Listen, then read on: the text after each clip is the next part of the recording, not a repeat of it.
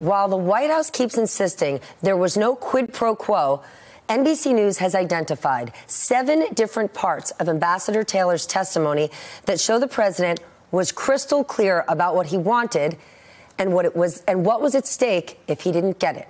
Listen up. Example 1. Taylor says that it became clear to him that the White House meeting President Zelensky wanted was conditioned on the investigations of Burisma, that is the Ukrainian company Hunter Biden had worked for, as well as the 2016 election. Later, Ambassador Sondland apparently passed that message to President Zelensky's advisor, saying that the military aid would not be delivered until Zelensky committed to this very investigation. Then in September, Taylor says Sondland told him President Trump took it a step further and wanted Zelensky to commit to the investigations publicly. He said that Trump wanted Zelensky to essentially box himself in. And when President Trump tried to argue that he was not asking for a quid pro quo, he also insisted Zelensky go to a microphone and announce the investigations. He said Zelensky should want to do it. Taylor says that Ambassador Sondland told President Zelensky that if he did not commit to the investigation publicly, then they would be at a stalemate. Taylor says he understood that to mean the military aid wouldn't be delivered. Sondland tried to explain this approach to Ambassador Taylor by saying, quote, President Trump's a businessman. When a businessman is about to sign a check to somebody who owes him something, the businessman asks him to pay up first. But Taylor said that made absolutely no sense to him, since the Ukrainians didn't owe President Trump anything. And in case it was not clear what the president wanted, Taylor said very publicly that he learned that when Sondland and Volker talked about investigations, they really only meant 2 investigations, one into the 2016 election and one into Joe Biden and his son Hunter. We got a lot to get through, and I have a fantastic team with me. David Drucker, senior political correspondent with the Washington Examiner. Jeff Mason, White House correspondent for Reuters. Glenn Kirshner, former federal prosecutor and amateur boxer. And Michael Fuchs, senior fellow at the Center for American Progress and a former State Department official. Jeff, I go to you first. The White House is saying if the words quid pro quo weren't used, it wasn't a quid pro quo. Isn't that like saying, if I didn't say, Jeff, can I cheat off of your homework, but I said, yo, Jeff, can I copy your homework, then it doesn't count for cheating? And I didn't know that that's what you were asking. I don't know. I don't know how they stand up that argument. I think it is interesting to watch how the response is sort of evolving. The fact that Vice President Pence is now sort of trying to cast shade on a career diplomat who, as you rightly pointed out, had been in retirement and was requested by the Secretary of State to take on this gig. It's pretty hard to undermine his credibility in this particular case. And if that's what the White House's strategy is going to be, then that will be interesting to watch, to say the least. All right, here's a head scratcher for a lot of us. Glenn, I want to ask you about the president's retweet of Congressman Radcliffe, who said this: neither Taylor nor any other witness provided testimony that the Ukrainians were aware that military aid was being withheld. You can't have a quid pro quo with no quo. So he's essentially saying the Ukrainians didn't know that they were being blackmailed, and since they didn't know, doesn't count. Right. So first of all, let's start with the fact that there was quid pro quo, but let's set that aside. First of all, in that tweet, Trump just admitted that he withheld Ukrainian assistance. So that right there, abuse of office, game over, because he admitted, I'm withholding something that was appropriated by Congress to save Ukrainian lives, and I'm withholding it for my own purposes. Now, let's go to the piece. He's claiming the Ukrainians didn't know. Let me use a common example to shoot that down. Let's assume I want to poison Jeff. Just like in the movies, I've got 2 cups. I put poison in this cup. Jeff, he ends up drinking from this cup. He survives. Guess what? He doesn't know I tried to kill him. Guess what? I committed the crime of attempted murder by poisoning. Same principle applies. Wow. I mean, Jeff, in the last few minutes. Taking a lot of. I mean, taking a lot of scandal. I want that cup right there. No, don't use my cup. Jeff's having a bad morning. All right, David, I want to talk about an article you wrote about Republican reaction to the White House strategy. And you quoted Ted Cruz, who said, to defend against impeachment, They need a concerted, organized effort focused on the facts. If the White House had more facts to defend their version of what happened, why on earth wouldn't they use them? Right, and I think that's key here. When you don't have substance, you fall back on process. And Republicans are trying to make an argument, generally speaking, that this whole thing is poisonous because, sorry to borrow that term there, because the process is no good, and therefore you cannot trust the facts that you are hearing from these closed-door hearings that are being leaked and reported.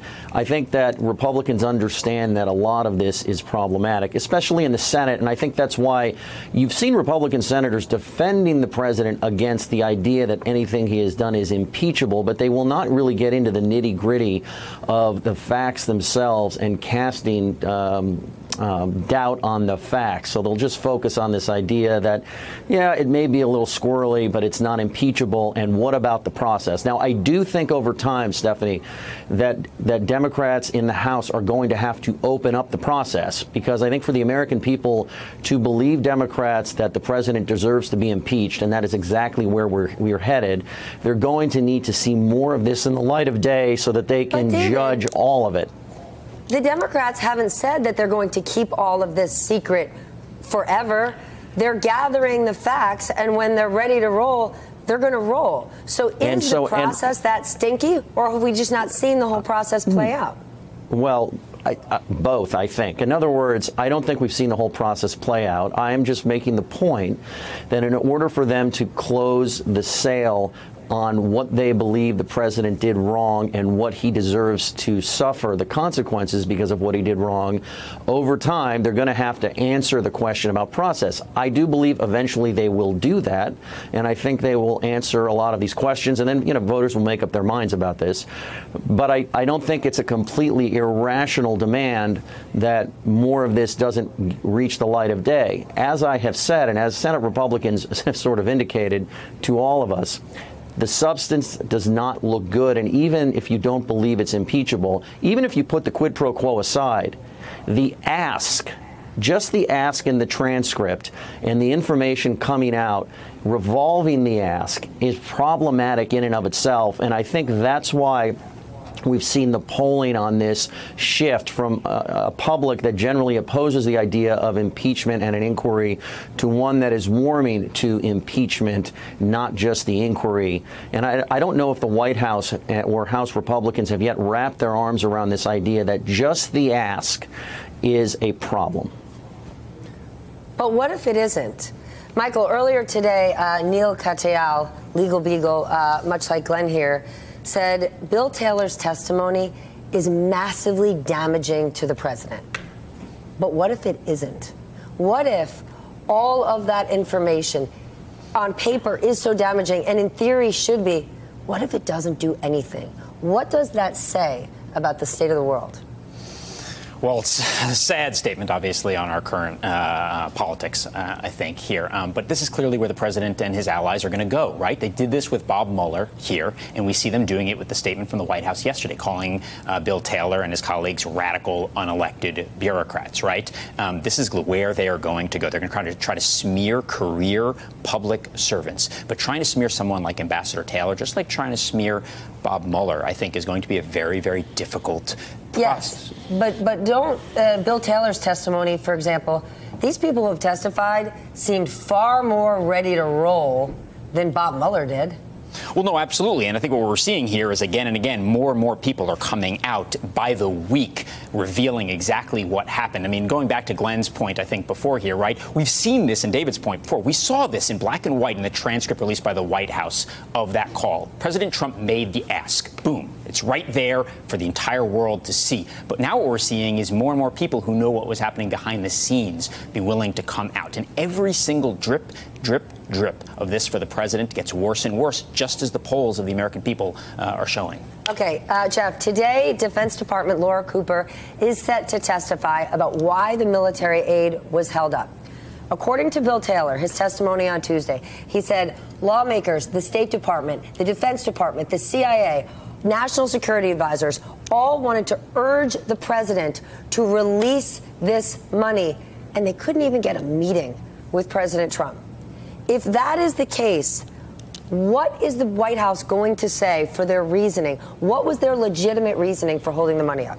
Well, I think we can look for clues in Mick Mulvaney's press conference last week. He said... Get over it. A, yes. B, he also said that the president was concerned about other countries not providing lethal aid to Ukraine. And then he said something which he ended up taking back later, which was that he was concerned, and the president was concerned about this rumored or conspiracy theory about the Ukraine having this DNC server. So they've taken that part away. And Congress, all those Republicans in Congress who said, yep, this money is earmarked for Ukraine, they're all going to sit back and go, okay, really? Well, I think that's... Doesn't that make them look foolish? That's the huge question here. I mean, this puts a lot of pressure on those Republicans. And I also think it's worth reminding everyone that this aid was coming at a time when Russia and Ukraine were at war.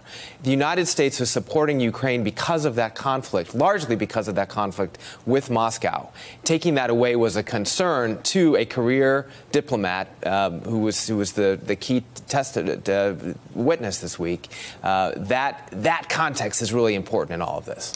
David, Michael, you want to say something? Yeah, no, I was just going to say, I think there's actually a point to be made here to connect what's happened in Syria over the last couple of weeks to what's happening in Ukraine. Syria obviously has been such a powerful, I think, series of events. People are dying right now, right? ISIS prisoners are being released. Republican senators, they get that, right? The American people, they get that. Listen to what happened in Ukraine. And Bill Taylor's testimony makes this abundantly clear, right? The president of the United States was withholding aid from a key partner of the United States while they were in the midst of a war. By one estimate, roughly 13 Ukrainian soldiers died just during the period that aid was being withheld right now, in addition to thousands that have died in fighting Russia over the last few years. The American president, Donald Trump, was playing politics with people's lives here.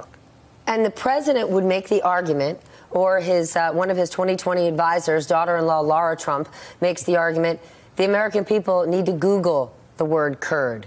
So the president would say, none of that matters. I'm here for America, and we need to defend our country. That would be their counter-argument to this. Right. And the argument, I think, against that, of course, is that the president of the United States is abusing his power for personal gain, right? This is not for something he's trying to get for the United States or whatever you might think of that. This is about him trying to help his re-election campaign. But I think the political argument here is powerful as well, right? You're asking what changes people's minds, what makes this different than other scandals, is that I think what's happening here is that people are beginning to understand it. The polls are showing it. Republican senators on the Kurdish issue, right? Even if they don't understand it, American people need to Google it. Republican senators clearly care about that. And so they care as well about Russia as well. They've overturned sanctions that the president didn't want before. So this is different. David, Mitch McConnell, one of the most influential Republicans who truly understands exactly how government works, had a very interesting response to something the president said about the Ukrainian call. Please watch this. I spoke to him about it, too. He read my phone call with the president of Ukraine, Mitch McConnell. He said, that was the most innocent phone call that I've read. I mean, give me a break. The president has said that you told him that his phone call with the Ukrainian president was perfect and innocent. Do you believe that the president has handled this Ukrainian situation perfectly? We've not had any conversations on that subject. So he was lying about that? You have to ask him. I don't recall any conversations with the president about that phone call. Okay, let's make something clear. It takes a whole heck of a lot for Mitch McConnell to directly contradict the president. What should we make of that? Well, it's interesting, Stephanie, because Mitch McConnell is also very deliberate. He does not comment or play into any question that he does not want to talk about, where he doesn't have something specific to say. So the fact that he answered the question and was very direct about it, I think, tells you where he is on the president's foreign policy. He's in the midst of running a resolution in the Senate, directly trying to push the president to pull back from the change of U.S. foreign policy in the Middle East. And he's doing this at a time when Republican primary season is right around the corner, and the last thing he wants is an open feud with the president. And I think that's how strongly Mitch McConnell and most Republican senators feel about what the president is doing in the Middle East. They know this happens right in the middle of an impeachment process that they frankly, do not want to play into or do anything to help Democratic arguments about. And so I think what it is saying is that McConnell recognizes, from his point of view, the flaws in what the president is doing abroad, and he's trying to send a message that it's not acceptable. And furthermore, in talking to Republicans, what they have made clear is that the president's moves on foreign policy, one area in particular where over the past 2+ years they have been willing to push back, and it's been an exception to the rule, generally speaking, that they're trying to send the message that they need the president to change course, and they're willing to risk their political standing and a big fight with him to do it. I just wanted to show, while David was answering, we had on your screen Laura Cooper of the Defense Department, who has arrived on the Hill to testify. Glenn, there is one argument that the White House is making about Bill Taylor's testimony, saying that for the most part it's hearsay, so you can't take this as firsthand knowledge. And the truth is, a lot of what he said is information he gleaned from conversations with other diplomats who spoke to the president. Is the White House making a winning argument here? Does it not necessarily hurt Bill Taylor's credibility, but hurt the argument that the president directly ordered this when Bill didn't actually hear that from the president himself? It's a specious argument which has surface appeal, but when you dig down underneath it, it's nonsense. Here's why. You're going to have to define specious. Specious is just, it sounds good, but it ain't good. That's specious. There you okay? go. So now you're talking to us. Here's why. Number one, hearsay is not admissible in a court of law. There are about 1,000 exceptions, so trust me, I'm going to get that hearsay into evidence. But there is a rule that says it's not admissible in the court of law, but it is admissible in a grand jury hearing, and that's what's going on, or the equivalent of it is going on right now in the House. It's an impeachment hearing. Remember a little thing called that tape between Linda Tripp and Monica Lewinsky? That was hearsay. That was used in the Clinton impeachment hearing. So hearsay is admissible in an impeachment hearing. And second, this is not really hearsay. This is merely corroborating, confirming, and supporting what Trump stood up on the White House lawn and said, I made the ask. So it's specious. Looks good, ain't good. Hey there, I'm Chris Hayes from MSNBC. Thanks for watching MSNBC on YouTube. If you want to keep up to date with the videos we're putting out, you can click subscribe just below me, or click over on this list to see lots of other great videos.